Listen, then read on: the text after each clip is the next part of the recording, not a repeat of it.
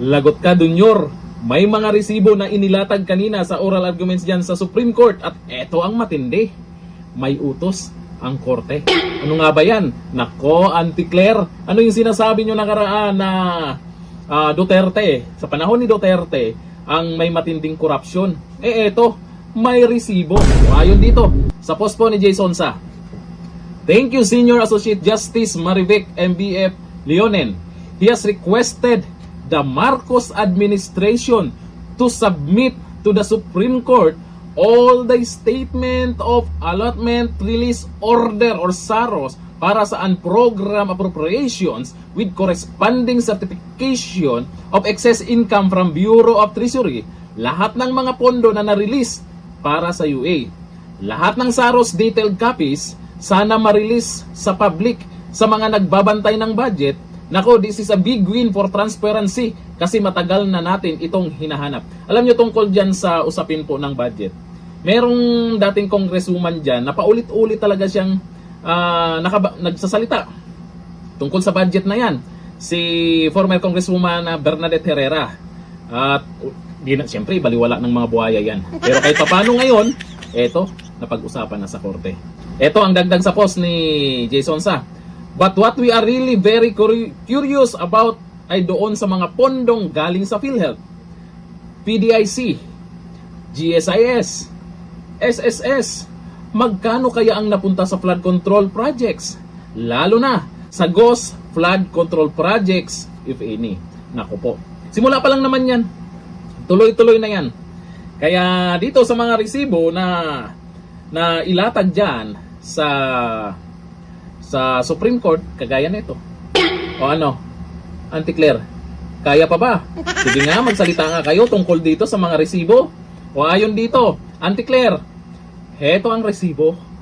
Ibig sabihin, hindi po pwede yung estilo mong bulok na kung sumagot ay pabalang at saka mo pasabihin nagsimula ang lahat sa panahon ng mga Duterte. O ayan, ang nagdudumilat na katotohanan. Bukod tanging sa panahon lamang ni BBM, naglipa na ang budget insertions and program allocations for future release by the President, disbursement through congressional release, etc., etc., etc., mo sa baga mo yan, Auntie Claire. Auntie Claire, paano yan? Siyempre, hindi naman basta-basta maglalatag sila ng mahihinang ebidensya dyan. Makikita po natin sa mga inilatag na resibo dyan kanina, ay talagang ang laki ng itinaas. Ilang porsyento ang itinaas ng sa panahon ngayon. Yung budget, ewan lang natin kung saan napunta. Tinalo pa sa panahon ni dating Pangulong Duterte. Samantalang, yun yung talagang kailangan ng budget. Dahil may pandemic. Kahit paano, good news po ito na napag-usapan po dyan sa Supreme Court. At naka-live pa ha. Naririnig natin yung mga boses nila dyan. Nakikita natin yung paglatag ng mga resibo. Kaya ang sabi-sabi din ng iba ngayon, kaya may mga kumakalat ngayon na issue, yung tungkol sa stage 4, at kung ano-ano yung mga issue. Ang sabi ng iba, ay nag-iingay lang yan sila, nagpakalat lang ng fake news para lang kung ano yung mapag-usapan at hindi mapapansin itong live ng Supreme Court tungkol po sa budget insertions. Ang tanong dyan, yung kumakalat ba ngayon na balita, ay fake news nga ba talaga yon? Kung fake news man yun, di wow, ganun lang yun. Buti na lang, may Supreme Court, gumalaw na at kinakabahan na ang mga buhaya.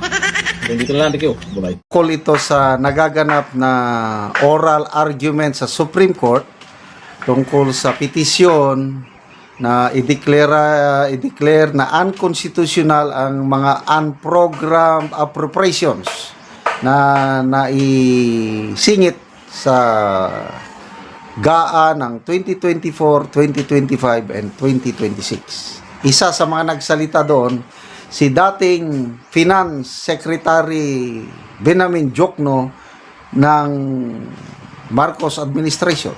O ito, oh my God, sabi ni Dertoas, thank you former DBM. Hindi man DBM siya, no? Finance Secretary to, hindi DBM.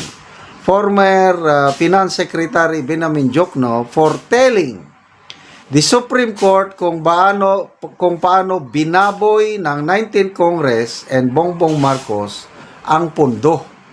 Nilipat nila ang mga big ticket foreign assisted projects like subway, North-South Commuter Railway, and other big projects nilipat sa unprogrammed appropriations. May pondo na pero tinanggal nila para ang fiscal space ay magamit nila sa kanilang insertions. Trinabaho sa BICAM. 19th Congress, mga abusado, kinatay ang pundo ng bayan. So, palagay ko, kaya hindi nakatagal, umalis si Finance Secretary Jokno dahil sa ganitong ginagawa. Kaya, yun, ang ipinalit sa kanya si Batman Ralph Recto. O ngayon, Recto, pinalitan na naman ni Frederick Go. Ang dami ng palit ng Finance Secretary. So,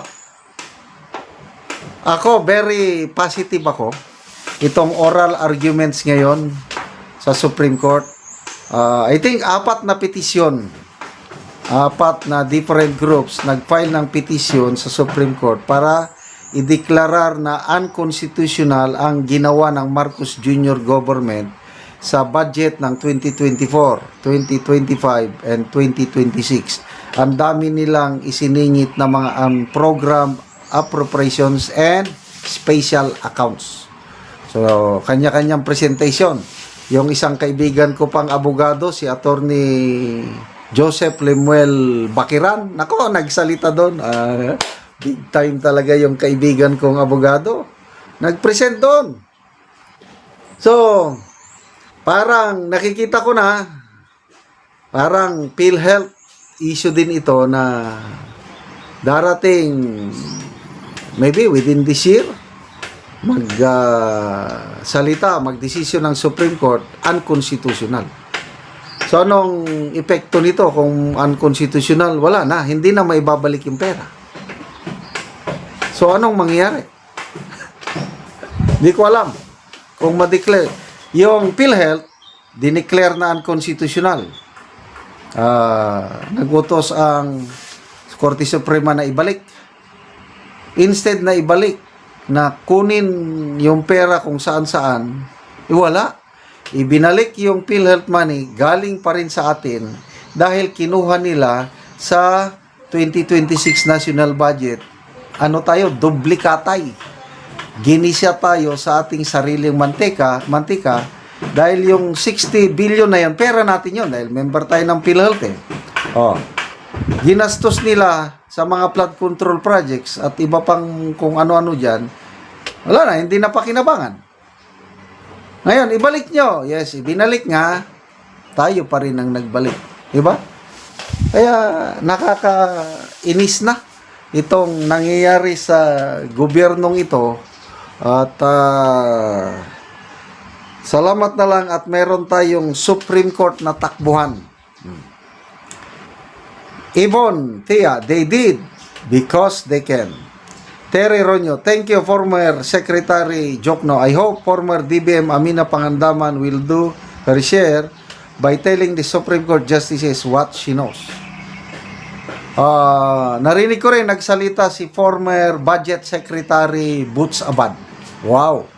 Yun, matagal na naging Budget Secretary yun ng Pinoy administration. At the same time, as a congressman, matagal nga siya ang chairman sa Committee on Appropriations.